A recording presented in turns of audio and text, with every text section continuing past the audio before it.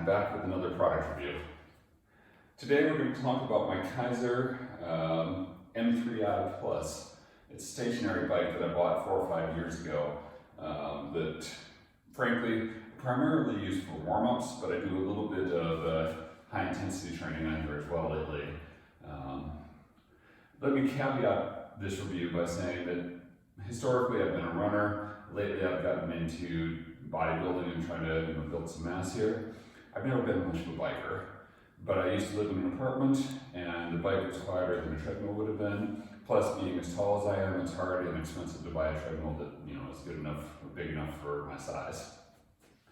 I've been using this bike now for a couple of years, as I mentioned, more lately. There are some things I really like about it and not much that I don't. I bought the bike primarily because it is a very quiet model. So again, when I was living in the apartment, I could use the bike even with the doors open to my bedroom and my wife would not hear me.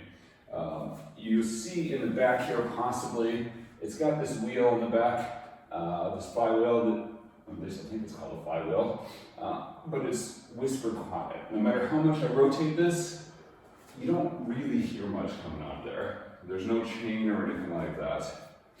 On top of that, it's pretty low maintenance. I mean, basically I have to keep it clean. Every year or two, I wind up tightening some of the bolts just a little bit. But other than that, it doesn't need much. It's very adjustable. So the seat goes up and down.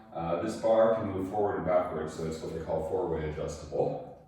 And it's got a little computer here, which you can't see from this angle. It's a very basic computer, I have to say. It shows things like your speed, your rotations per minute, that sort of thing. But it does have a Bluetooth interface, Bluetooth low energy, which then feeds into my cell phone. The basic app that Keiser supplies is pretty crappy. Don't really recommend it for much.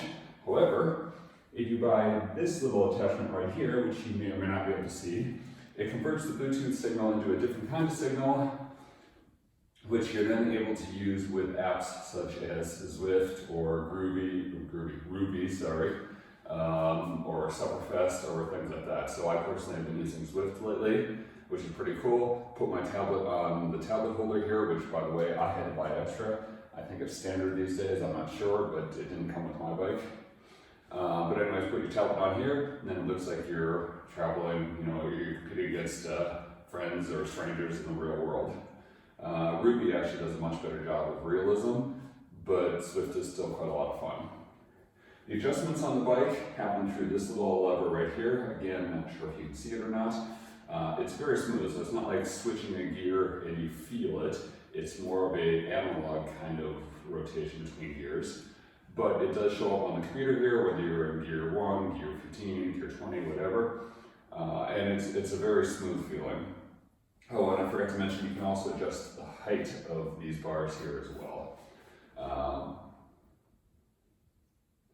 Yeah, overall, I'd say it's quite nice. It's got wheels on the front so you can move around fairly easily. It's relatively light.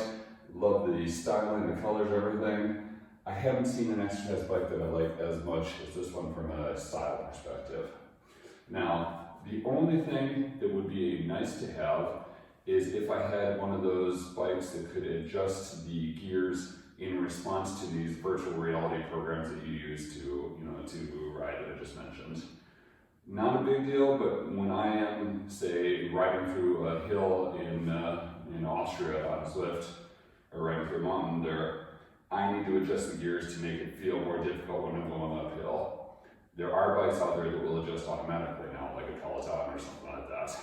Still, for me, that's not really a big deal. For my purposes, in terms of just doing, a 5-minute warm-up and then 30-second sprint, 90 seconds of kind of recovery, 30-second sprint, etc., don't need that functionality.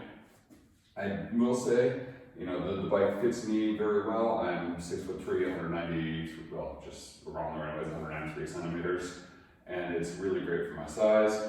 My wife hasn't used it that much lately, but she enjoyed it as well. So again, not a lot of negatives to say about this. I would say if you're looking for something that is really an automatic experience, like Peloton or something, this bike isn't it. But if you're just looking for a high-end functional trainer, God, I can't speak today, a high-end home bicycle that you can adjust manually, this would be a very difficult bike to beat. Really love the quietness, really love the functionality and the low maintenance. I realize I don't have a lot of negative stuff to say about most of the stuff in my gym. It's because I do a lot of research before I buy, but I am quite happy with this purchase. Hope this is helpful to some of you. Have a great day, and I'll see you next time. Take care.